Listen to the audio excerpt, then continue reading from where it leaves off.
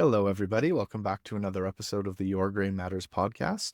I'm Jason, of course, here with my dad, Neil. Hey, Dad, how you doing? I am doing great. Hi, everybody. Welcome back.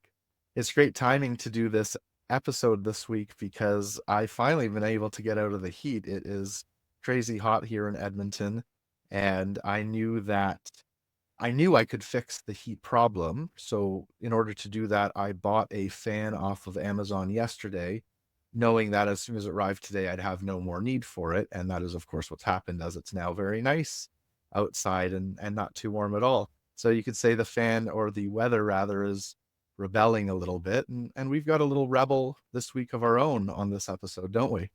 We sure do. Anna-Lisa Kinch is a rebel. She suffered terribly from some challenges years ago, and she just didn't want to go into the medical system. So she created her own way of defeating her very, very serious challenges. We have her on the show today, and she's going to talk about being a rebel in the health industry. Well, other than that, we hope you enjoy the new look that we've brought to the podcast over the last couple episodes. We would love to hear your comments. You can leave them in YouTube right below this video if you're watching the video. You can leave them in the podcast app that you're listening to this episode in, if that's the way you're watching it. And you can also email us or go to our website and leave a comment directly on the blog that accompanies this episode. And there'll be links to all of that, of course. And we're so excited to have you with us and that we have all these additional ways that you can get in contact with us. Please like and subscribe. And other than that, enjoy this rebellious episode. Thanks, everybody. Welcome to Your Gray Matters, the podcast that unveils the miracle already amongst us. Here, we believe that the human mind cannot be defeated. Tune in to discover the fascinating people with extraordinary stories, innovative products, and groundbreaking services. With your host, Neil Silvert, who's earned his gray hair and still has use of his gray matter. Hi, everybody. Welcome back. We hope that you had a great week. I'm Neil from the Your Gray Matters podcast. And as you know, we love to bring you things that exist, but you may not be aware of them. And I am thrilled today. We have Anna-Lisa Kinch on. I've known Anna for many years. Anna is a precision wellness coach. And let me tell you, she's a precision, wonderful person. Hi, Anna-Lisa. Welcome to the Your Gray Matters podcast. Hey, Neil, thanks so much. And we love both you and Linda, friends for a long time. I was just remembering my youngest daughter is 20 now. Wow. And I've known you before we even had her. So it's been a long time. It's been a while. Been a while. And you know what, everybody? A few weeks ago, we had Anna-Lisa's husband on, Rob Kinch. If you want to learn about sales in under 100 pages in a book, you got to read that book. Just watch that podcast. Let me tell you about Anna-Lisa. Anna-Lisa is a mother. She's a wife. Now, she's a survivor of something called Hashimoto's. And we're going to come back to that because thank God you're here. She's a caregiver, a health coach, and a speaker. And she doesn't have this in her bio, but she also happens to be one heck of an entrepreneur. She is convinced that you can be a resilient health rebel. And we're going to come back to that. She's absolutely committed herself to helping others raise their health awareness, activate their inner health rebel, I love that, and initiate their deepest healing through the use of lifestyle habits. For that reason, Anna-Lisa founded Banana Health, and she's actually been certified to use a revolutionary approach developed by a company called Living Proof Institute. She delivers patient-centered healthcare that is affordable to the community. I just love that, Anna-Lisa. She's been certified by an image consultant by Crowning Touch to help people look and feel their best. She says, I empower others to implement lifestyle interventions for natural healing, to get their energy back, lose 20 to 25 pounds of stubborn weight, and balance their hormones without pills, potions, or planks, so that you can live a better life now. And I know an awful lot of people are interested in getting rid of the potions and the lotions and the drugs and the stuff that's going inside of us.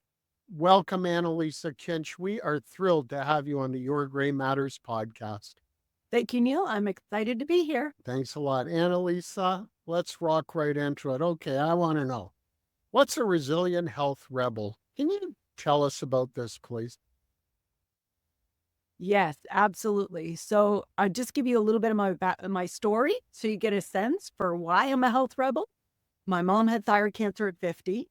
Always been monitoring my thyroid, trying to, make sure that the symptoms or things that I was going through weren't related to it. I had my third child, which we talked about at the beginning, Sarah Ann. And after I had her, my whole endocrine system shut down. I went in immediately into menopause. And that was at 41. And my mother-in-law came to live with me. She had dementia. And so going through that process, I went through 10 to 12 years of just feeling like I was walking through mud, constantly like going to the doctor, trying to get, oh, it's all in your head. Your lab work is fine. Your blood work's good. You're all fine. And my son has what we call a fast mind. Of course, we never label. And I was trying to find a solution for him and came across functional medicine. And while I was with the functional medicine doctor, I said, look, could you just take a look at my thyroid? Could you just tell me if there's something wrong with it? And she put her hands on my neck. Like that's all she had to do was put her hands on my neck. And she said, I'm sending you for an ultrasound. Wow. And Oh. I went for the ultrasound and it came back with tumors. And so she said, I don't know if they're cancerous, but because of your history, one of them is the size that it could be cancer. We need to send you for a biopsy. So I went down to Toronto General and had the biopsy done. And there was 8 weeks where I didn't know if I had cancer. Dr. George, I called him and I was just like, he prayed with me and we didn't know what was going to happen. But luckily, I got my results back and my tumors were benign. So now it was like, okay, so now I know what's going on. And working with functional medicine, they have a different methodology on how they support the thyroid. And so I worked with her to get that done. And I thought, well, if I take, I had to go on thyroid medication because my thyroid wasn't producing as it should because I had so much degradation already. And, you go to the doctor, you try to get answers and you can't. And so that led me into becoming a health rebel. I need to find everything I can about information on how to reverse. Can I get rid of this? Can I change my situation? Can I get rid of symptoms? What are the ways? So I spent 3 years researching. I read 500 books. I used to go for a walk with Audible and just listen to books just to grab the information and spend a lot of time in the functional medicine space. And for those that don't really understand functional medicine doctors, I think of it as your body as a tree. And we look at the root causes. We focus on the root causes. If you think of the leaves on the tree, those are symptoms. You go to the doctor and it's a pill for every ill. If you go to a naturopath, they're great too. And a naturopath will look at you, but they're going to give you all the supplements that support each of the different things. That's not what we focus on. So I worked with a team of functional medicine doctors. I did the program myself. I lost 20 pounds in the first round. First time in like 3 to 5 years, I could not lose weight. I did so many things and could not lose weight. And yet in weeks, I lost 20 pounds. It made such a difference in my life. And a lot of the symptoms that I was going through, whether it was, dry skin or gut issues or like so bad. I've been in a hospital so many times for IBS. I used to wake up at night and throw up. I had all these things, but no one could tie it all together to my thyroid. Going through that process, I lost 20 in the first round, 20 in another. It was like 40 pounds gone. My symptoms gone. That was 3 years ago. And now I've been able to maintain that. So that's why I believe other people can become a health rebel too. It's knowing the knowledge. Dr. Google, he really messes up because we get all this information and then we have no idea how to put it together. And so that's why we focus on the root causes. It's the little lifestyle micro habits, the changes that we make daily. I heard another Robin Sharma. He talked about the little micro habits are living our life in miniature. I thought, wow, it's what we do. It's the That's 1% brilliant. better ever. That's Yes. brilliant. Can I ask you, Anna-Lisa, just not to interrupt you, but I want to make sure that everybody understands what's the thyroid gland? What does it do? And then let's continue with what you're saying, because I have people in my life who have cancer right now because of their thyroid. I have a friend who almost lost his because of it ended up being the thyroid, and yet they thought that the cancer was in the mouth. So talk about the thyroid, please. So the thyroid, think of it as like a little butterfly. It's just around your windpipe here. Okay. And we can't live without our thyroid. Our thyroid hormone is what connects to all our cells and allows us to create energy. That's why when someone has issues with fatigue, often it can be related to thyroid. But you can still go to the doctor and they'll say, oh, your TSH is normal. And that's because they're looking at what your pituitary gland puts out, because there's a thyroid stimulating hormone. That's what they're checking.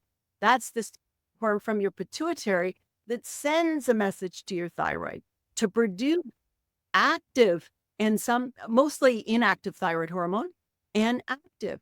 But it's our liver. And how many people are dealing with fatty liver or issues with their liver or toxins? And we can't change that inactive thyroid hormone to active thyroid hormone. And when that happens, you have no energy. The other piece is the lock and the key on the cell. That active thyroid hormone has to get into the lock on the cell and open and get in there to create energy. So you go to the doctor and they're only looking at the top. They're not looking at the whole process. So you're feeling fatigue and they're saying, it's in your head. You're fine. And they don't look at the overall because they don't have a clue. And that's why you have to become your own health rebel so that you can learn what to do to make the change. And once again, people don't realize how important that butterfly at your windpipe is. It basically keeps you alive and gives you energy and gives you good health. So Anna-Lisa, when I was studying you, and thank you for that, by the way, I noticed that you talk about these micro habits. You call it the EMS lifestyle. Would you mind telling us about EMS? And I have a feeling that you're not talking about the emergency medical system. You're probably talking about something else. Well, if we don't do the lifestyle habit, we end up in the hospital. I'll give you an example. Thinking about you're in a canoe and you're going down and you're canoeing and it's nice and quiet and beautiful and peaceful and everything's great and your health is good. And then all of a sudden you hit a waterfall and you go over the waterfall and you're in the cesspool, and that's the EMS system. You're now in the hospital. And now they tell you, oh my gosh, you're in the hospital. They've been monitoring you for a week or two because whatever you've got, you have to be in the hospital for. And now they say, oh, you need blood pressure pills. Oh, you're diabetic. Oh, you need cholesterol. So you went in with nothing because your doctor told you from your blood work, you're fine. And that's one thing I recommend. Focus on your blood work. Even though you're within the lines, the doctor won't do anything. But if you were low and then all of a sudden high or vice versa, start thinking about what is it that caused that to happen. And so now you come out of the hospital and now you're on all these medications. And the key is you have to put the life jacket on because you can't swim in the cesspool without the life jacket. You're now in an emergency. So what I suggest is, what are you going to do to get off all those pills? Because your doctor isn't going to teach you how to get off them. Yeah. It pays them just for you to stay on them, actually. That's correct. And it's a pill for every ill. So you're going to get many more. And I know, just thinking of my mother-in-law with dementia, I mean, she was on 7 pills 3 times a day. Right. And then she gut-wise, she couldn't function. She was throwing up all day. They gave her another pill it just was never ending. So we have to reverse. And the way we reverse is what I call the EMS your life. And that is eat, move, sleep, and stress. Those are the keys to, knowing from an eat perspective, what to eat and when to eat. If I had known the simple thing not to eat 3 hours before bed. I wouldn't have woken up at 4 most nights throwing up. I wouldn't have, passed out on the toilet and broke my nose. I wouldn't have, so many things. I remember one night just waking up. I was in so much pain and I don't know how I made it to the chair. And I somehow woke up Rob. Most nights he never even knew that I was going through this. And that's, I think, for so many people, I cry because for so many people, it's such a lonely disease because people can't see what you're going through because it's all internal. And I woke up one night, I was on the chair. Somehow I got Rob out and he came over. He was trying to revive me. I could hear him, but I could not see him and I could not talk to him. So you tell him he was on the phone. He was trying to dial 911. I could hear him doing that and I could not respond to him. It was almost like you feel like you're dying, right? Yeah. Because you can't bond and You it's probably that thought process. that you were. Yeah. And at that moment, I finally came to and then was able to talk to him. I went to the hospital and they said, "Oh, you have IBS." I said, "Okay, what do I do for that?" And they said, "Go home and see your doctor." I'm like, "Okay, that didn't work." Yeah, it's so unfortunate, isn't it? So don't eat 3 hours before bed. Find that, if you don't eat before 3 hours before bed, then that allows your digestion to happen. So when you go to sleep, you actually sleep. You're not digesting your food, which will affect your sleep. And so just that one little thing, if someone had told me that, I could have avoided 10, 15 years of issues. So there's just little micro habits, little things that we don't ever get told. So from an eat perspective, we use in our program intermittent fasting. Yeah, it's hard. I know lots of people have tried it. It's hard to shift into it. But you need to give time. Most of us have been told 6 meals a day, right? Yep. I don't know if you've 3 meals Oh, yeah. and 3 snacks. We're great theory. And keep spiking your blood sugar. Well, that's the snack industry, right? That's part of what you think of cereals and things. The cigarette companies have bought most of the cereal companies. Yeah, it's true. And they're trying to addict us to the sugar. Yep. And so we have to come off that. And we need time for the body. When you eat, the body needs time to digest the food that you have. And if you're constantly putting it in, you're constantly upping your blood sugar and long-term creating inflammation, puts you into insulin resistance. And then you are not metabolically flexible. You become hangry if you don't eat. And what we want to train the body to do is to shift into that metabolically flexible space. And that allows your body to burn the fat that's on your body. That's why we're stuck and we can't lose the weight. So that's kind of eating, what to eat and when to eat. What to eat is all about just eating real food. If you read the label and you can't pronounce what's on the label, then what are you eating? Right. Linda and I years ago used to go to a Chinese doctor, a member of the family.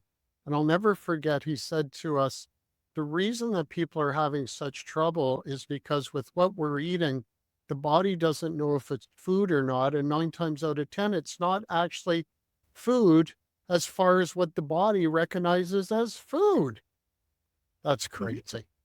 That's crazy. Well, I once heard a practitioner say, Jen Pike, she says, if it doesn't eat foods that run across the ground, that grow from the ground, that fly in the air, or swim in the ocean, right? Eat those foods that are God-made. Yes. Right? Those are information to the body. When we eat processed foods, just like you say, it's information to our body, but what information is it sending? Yes. Right? So even if you just focused on eating real food, you would see a huge change. And yes, if you're addicted to sugar, it takes time to shift over. Your taste buds take time to shift. Go ahead. I was going to say, I'm sorry to interrupt, but sometimes I'm glad I'm diabetic. Now, that is the stupidest thing anyone would say, and I don't really mean it at all. Trust me, don't get it. But the truth is, I'm not gorging myself on sugar like I used to, or more importantly, carbs that mean nothing as far as adding something good to my body. But sorry to interrupt, but you took me right No. to where I am being diabetic. Mhm. And, wouldn't it be nice if the doctor had told you when you were pre-diabetic? So you could have made decision to Yes. change so Yeah. you didn't become diabetic? I mean, that would be the right answer. But unfortunately, doctor, unless you're outside the line on your blood work, they don't do anything because they can't do anything. Yes. There's no pill for prediabetes. Yes, that's right. That's right. Right? There's only a pill for diabetes. So you have to take control of your health. You have to become knowledgeable to become that rebel and make the decisions to change. Don't wait till you get the, emergency ambulance shows up at the door and you got to be rushed to hospital. Make the decision now to make that change.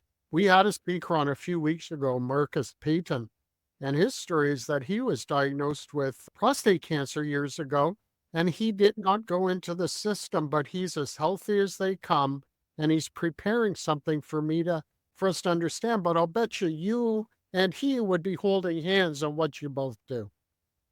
Yes, absolutely. We can make changes to affect our system. We talked a little bit about the thyroid and, your environment. When you're scared or you're in famine or you're in an environment that doesn't allow you, especially one of the key things I'm thinking about is some women don't eat enough. So your thyroid is very good at sensing what's going on in your environment. And one of those is if you're kind of in famine, meaning you're starving your body, you're not having enough protein, you're not taking in the right nutrients, your thyroid will shut down your metabolism. And so that's why you lack energy. So there's that, it's like a sentinel. It's constantly testing the environment to see what's going on. And we have to provide safety to the body to allow it to do the work that it needs to do. This comes into our stress state. So sometimes we're in fight or flight. Sometimes we're in rest and restore. But fight or flight is where most people exist today. That's where you're in insulin resistance. That's where you're dealing with imbalanced hormones. That's where you're lacking energy. That's where, you just can't function in your day. You have brain fog. That's all in that fight or flight. The body, for those that are having difficulty getting pregnant, the body doesn't prioritize pregnancy when you're in a fight or flight because it can't function to create a baby, right? And carry it.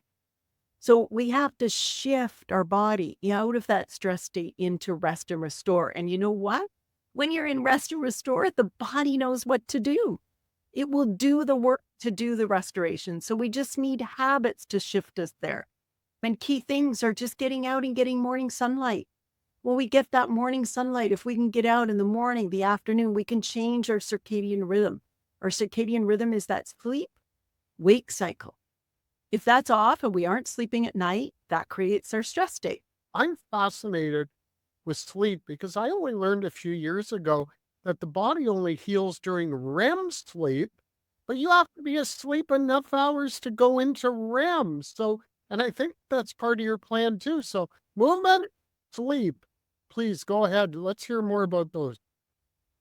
So sleep is, for some of us, elusive.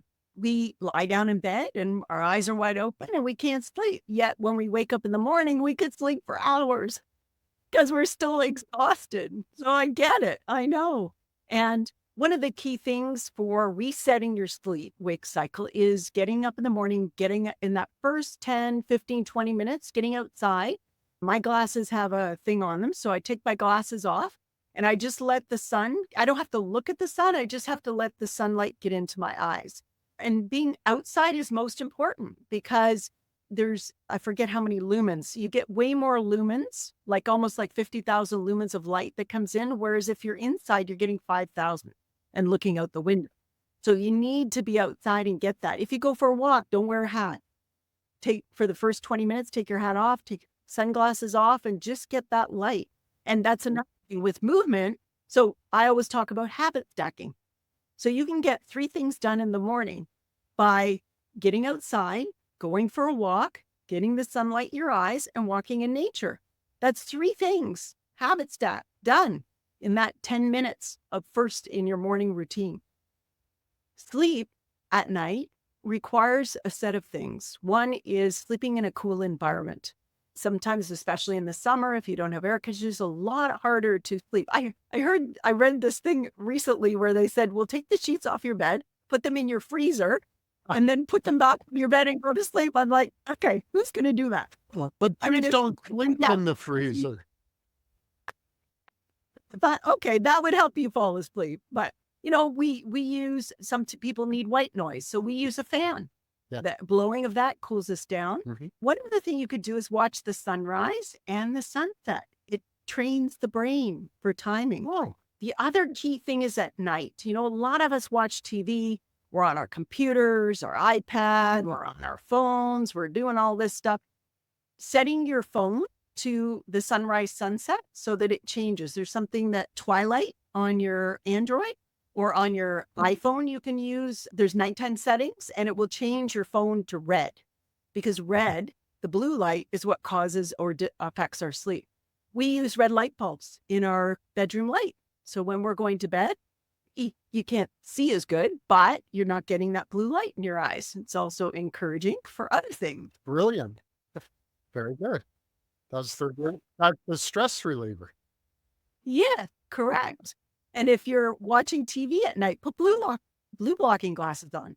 Make sure the lamps are on. Don't have overhead lights because anytime overhead lights are on, it's telling you that's the sun is high in the sky. So that's telling you it's daytime, right? So we definitely don't want to have that. So lamps or candles, although don't burn down the place, but doing different things like that can help.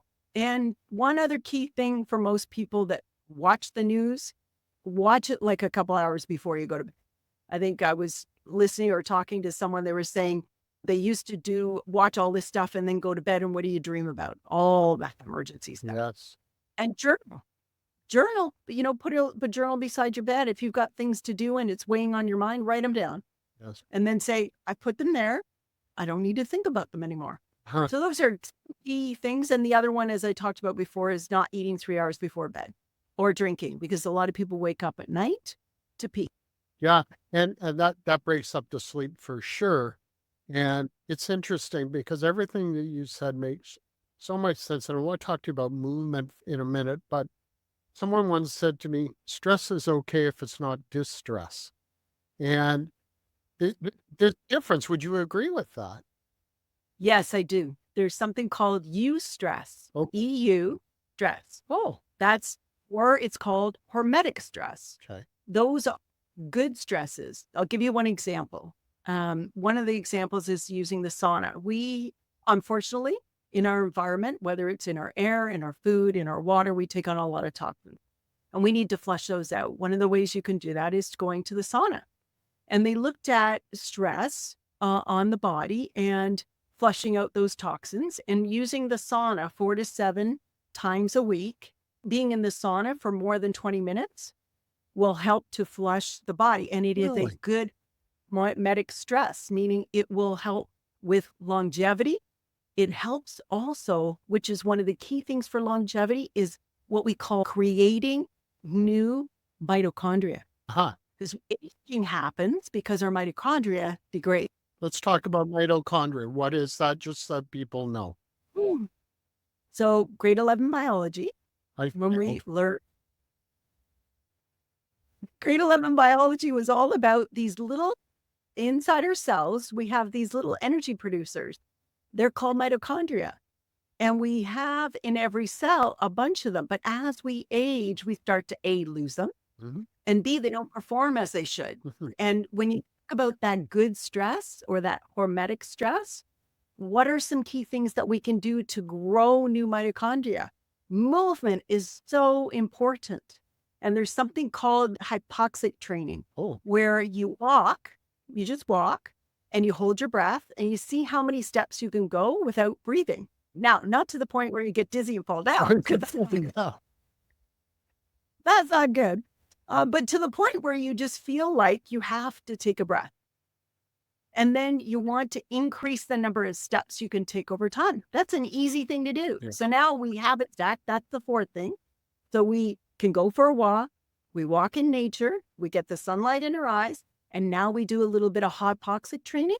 That's 4 things done in that 10 minutes as you're walking in the morning. And you said 10 minutes. That's really interesting too, because being 70, I read in a couple of places that I don't have to go back to the gym and win the 300-pound weightlifting class.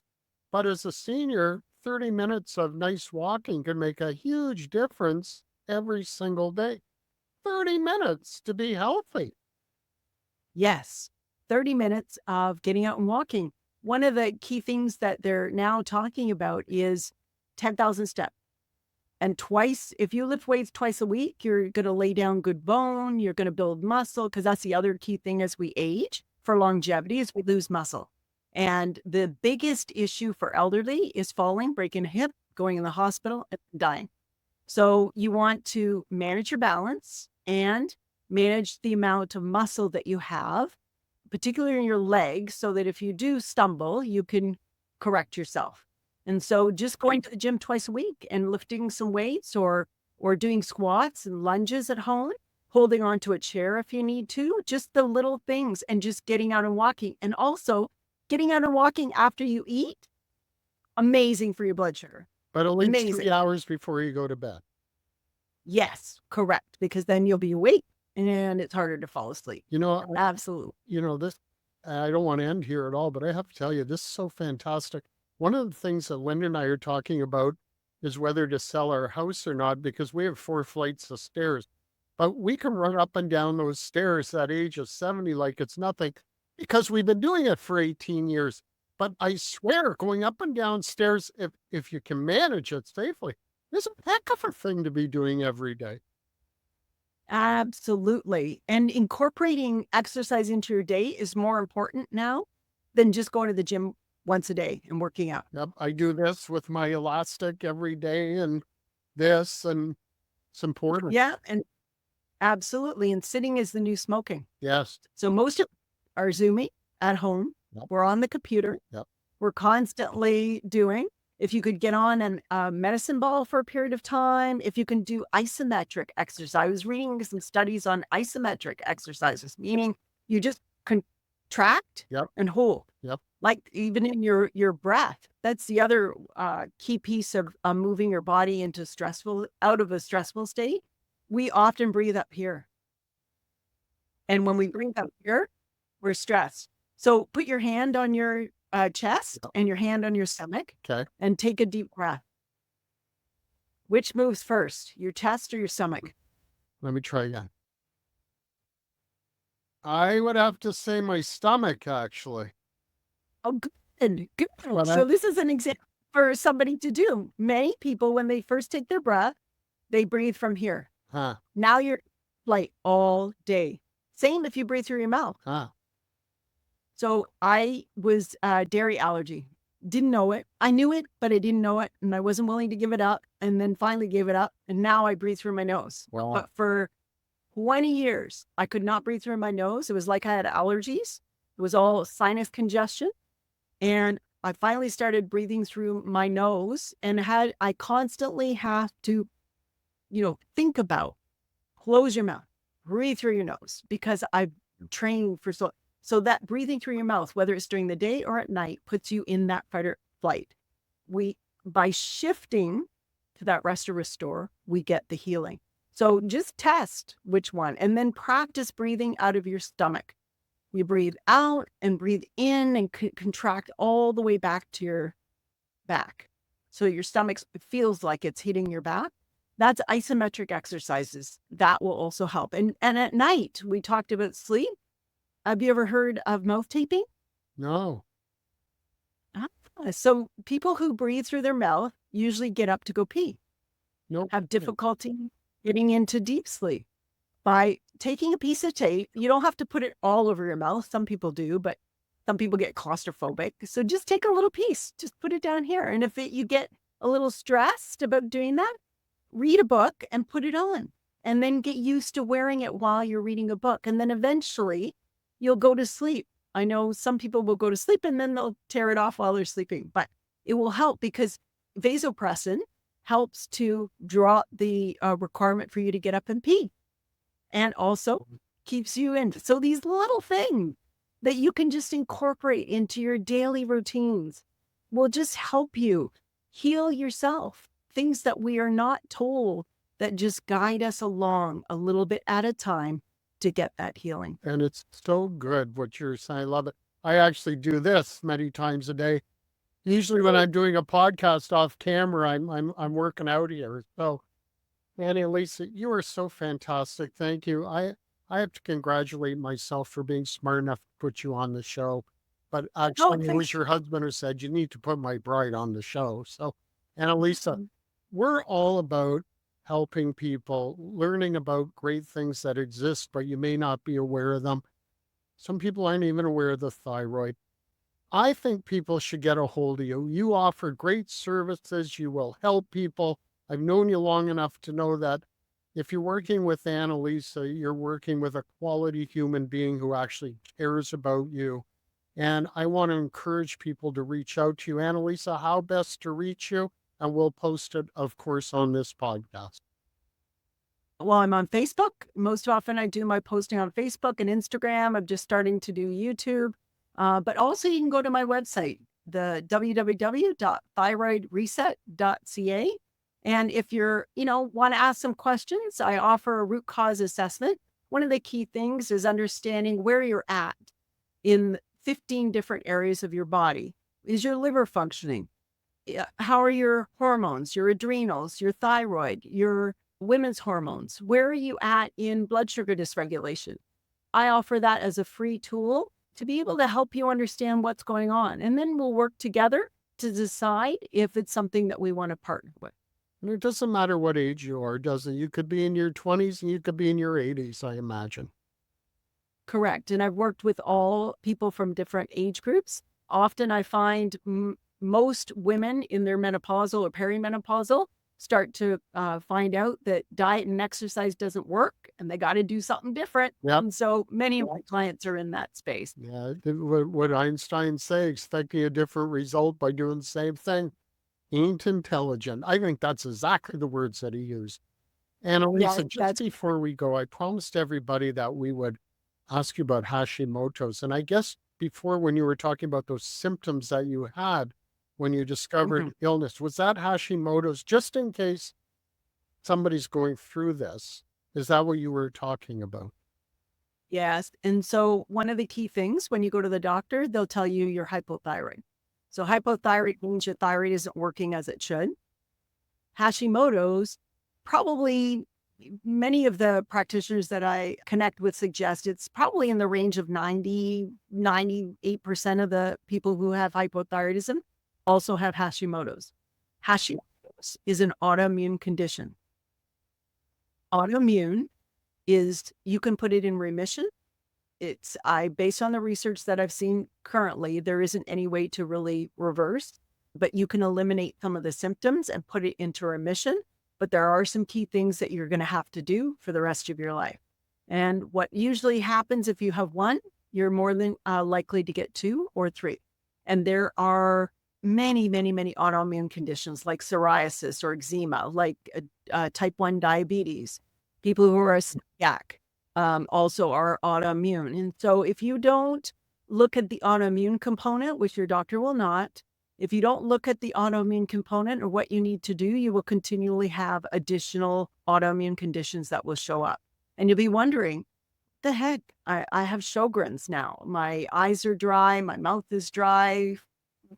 That you don't even know. I didn't even know that was another autoimmune condition. Yeah. So Alzheimer's is an autoimmune condition, Yeah. dementia.